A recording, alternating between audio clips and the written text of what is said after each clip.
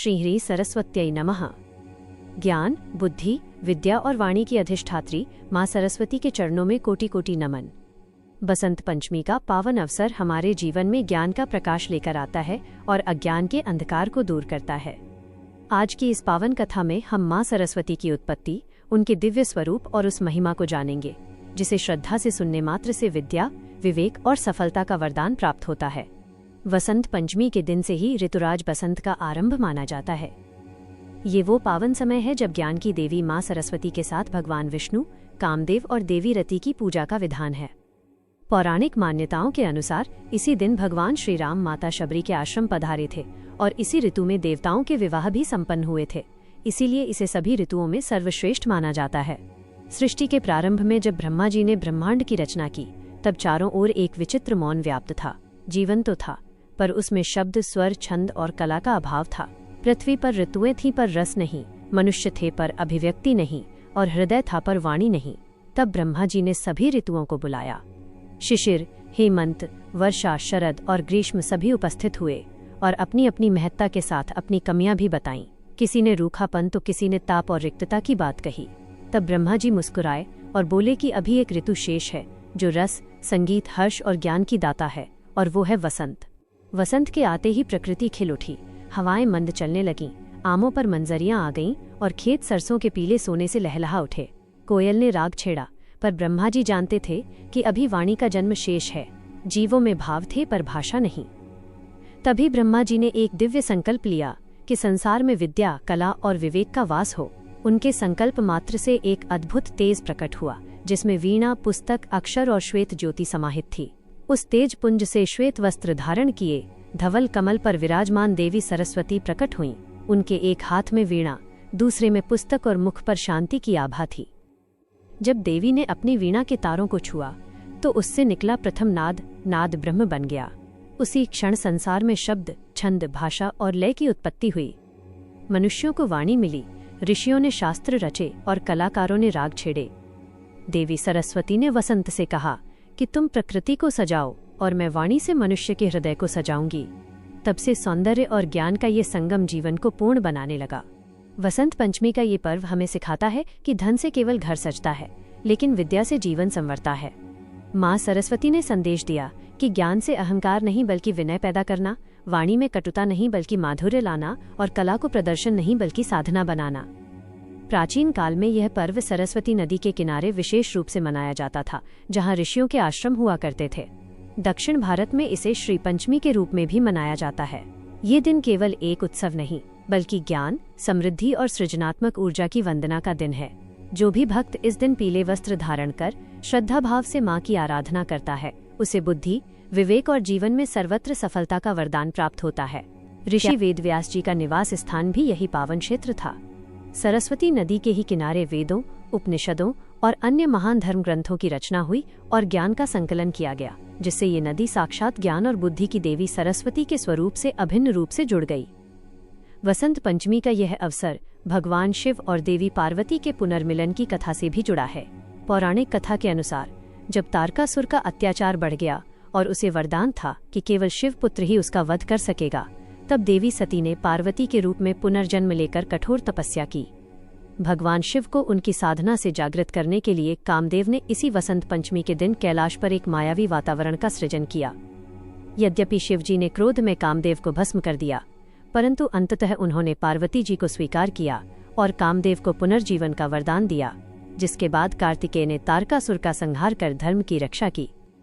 देवी सरस्वती की महिमा का एक और अद्भुत प्रसंग देवी लक्ष्मी और उनके बीच हुए संवाद से मिलता है। एक बार दोनों देवियों में श्रेष्ठता को लेकर बहस छिड़ गई। लक्ष्मी माता ने एक भिखारी को अमीर बनाने के लिए उसके रास्ते में सोने की ईंट गिरा दी, परंतु सरस्वती माता की कृपा से उस भिखारी के मन में अंधों के प्रति सहानुभूति जागी। उसने अनुभव करने के लिए अपनी आंखें बंद कर लीं और वो सोने की ईंट को बिना देखे पार कर गया। तब लक्ष्मी जी ने स्वीकार किया कि बुद्धि और विवेक के बिना धन का कोई मूल्य नहीं है, और सरस्वती जी को श्रेष्ठ माना। माँ सरस्वती के नदी रूप में अवतरण की कथा भी अत्यंत रोचक है। भगवान नारायण की 3 पत्नियां लक्ष्मी, गंगा और सरस्वती परम प्रेम से रहती थीं। परंतु एक दिन एक सूक्ष्म विवाद के कारण क्रोधवश सरस्वती जी ने लक्ष्मी जी को नदी और वृक्ष बनने का श्राप दिया और बदले में गंगा जी और सरस्वती जी ने भी एक दूसरे को नदी रूप में परिणत होने का श्राप दे दिया। जब भगवान वापस आए तब तक देवियों को अपनी भूल का पश्चाताप हो चुका था और वे भगवान से दूर होने के भय से विलाप करने लगीं। इस प्रकार इन दिव्य कथाओं के माध्यम से हम समझते हैं कि कैसे माँ सरस्वती न केवल ज्ञान की अधिष्ठात्री हैं, बल्कि उनके विभिन्न स्वरूपों ने सृष्टि को संस्कार, मर्यादा और विवेक का मार्ग दिखाया है। गंगा, सरस्वती और लक्ष्मी जी की व्यथा सुनकर भगवान नारायण का हृदय दया से भर गया। उन्होंने देवियों को सांत्वना देते हुए कहा कि तुम तीनों अपने एक अंश से नदी रूप में पृथ्वी पर रहोगी, जबकि अन्य अंशों से तुम सदैव मेरे पास ही निवास करोगी। भगवान ने विधान किया कि सरस्वती जी एक अंश से नदी बनेंगी, एक अंश से वे ब्रह्मा जी की सेवा में रहेंगी और शेष अंशों से श्रीहरि के पास वास करेंगी। कलयुग के 5000 वर्ष बीतने पर इस श्राप का अंत हो जाएगा। इसी आदेशानुसार माँ सरस्वती भारत भूमि में भारती के नाम से अवतरित हुईं और ब्रह्मा जी की शक्ति होने के कारण वे ब्राह्मी कहलाईं। कुछ कल्पों में वे ब्रह्मा जी की कन्या के रूप में भी प्रकट होकर आजीवन कुमारी व्रत का पालन करते हुए उनकी सेवा करती हैं। एक समय ब्रह्मा जी ने पृथ्वी पर अपना तीर्थ स्थापित करने के लिए एक रत्नमयी शिला नीचे गिराई, जो चमत्कारपुर के समीप गिरी। यही स्थान पुष्कर तीर्थ के नाम से विख्यात हुआ, जहां भगवान विष्णु की नाभि से निकले कमल से ब्रह्मा जी का प्राकट्य हुआ था। तीर्थ की स्थापना के बाद ब्रह्मा जी ने वहां एक पवित्र सरोवर बनाने के लिए सरस्वती जी का स्मरण किया।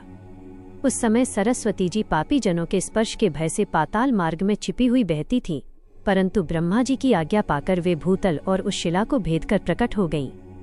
ब्रह्मा जी ने उनके निवास के लिए एक विशाल सरोवर बनवाया और भयानक सर्पों को उसकी रक्षा का भार सौंपा, ताकि कोई अशुद्ध व्यक्ति उनके जल का स्पर्श न कर सके। एक अन्य प्रसंग में भगवान विष्णु ने सरस्वती जी को बड़वानल, अग्नि को समुद्र में छोड़ने का आदेश दिया। लोक कल्याण के लिए ब्रह्मा जी की अनुमति पाकर सरस्वती जी हिमालय से नदी रूप में प्रवाहित हुईं।